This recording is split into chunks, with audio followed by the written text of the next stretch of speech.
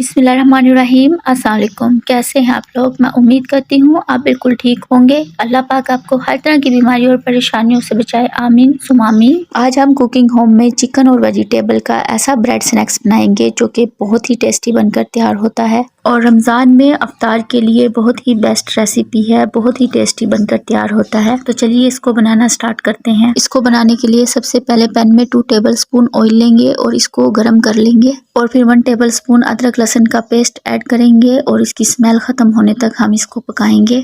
और फिर इसमें एक छोटे साइज़ की जूलियन कटी हुई प्याज ऐड करेंगे और प्याज को हमने हल्का सा सॉफ्ट होने तक फ्राई करना है। और इसके बाद हम इसमें 2 हरी मिर्च ऐड करेंगे बारीक कटी हुई और 1/3 कप जूलियन कटी हुई गाजर ऐड करेंगे और 1/3 कप जूलियन कटी हुई शिमला मिर्च ऐड करेंगे और हाफ कप बंद गोभी ऐड करेंगे बारीक कटी हुई और 1 टीस्पून क्रश की हुई काली मिर्च ऐड करेंगे और हाफ टी स्पून हम इसमें नमक ऐड करेंगे। नमक आप अपने टेस्ट के हिसाब से कम या ज़्यादा कर सकते हैं। और हाफ टी स्पून कुटी हुई लाल मिर्च ऐड करेंगे और 1 टेबलस्पून सोया सॉस ऐड करेंगे, 1 टेबलस्पून चिली सॉस ऐड करेंगे और 1 टेबलस्पून सिरका ऐड करेंगे।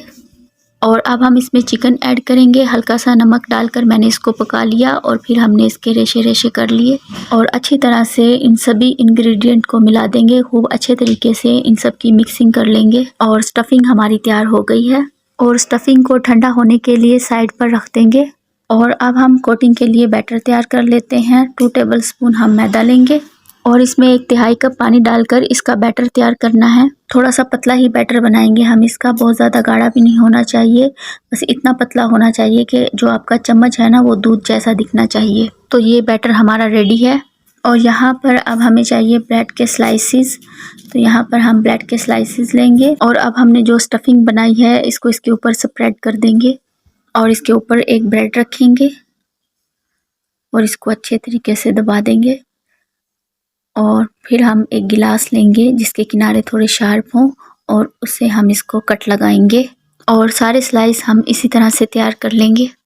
और अब एक एक पीस उठाएंगे और जो कोटिंग हमने तैयार की है इसमें इसको डिप करेंगे। ज़्यादा देर हम इसको डिप नहीं करेंगे, बस फ़ौरन ही हम इसको निकाल लेंगे और फिर हम ब्रेड क्रम्स लगाएंगे इसके ऊपर, इसको अच्छे से कोट करेंगे इसमें और सारे पीसीस इसी तरह से हम अच्छे से कोट कर लेंगे।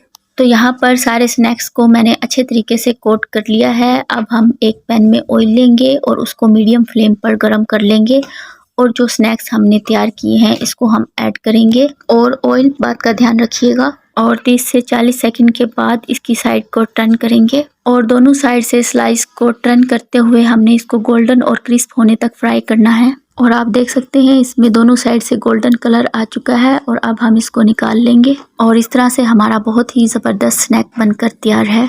आप रमज़ान में इसको अफ्तार के टाइम पे बनाएं या बच्चों को शाम के टाइम में बना कर दें और बहुत पसंद आने वाला है सबको और बहुत ही टेस्टी होता है।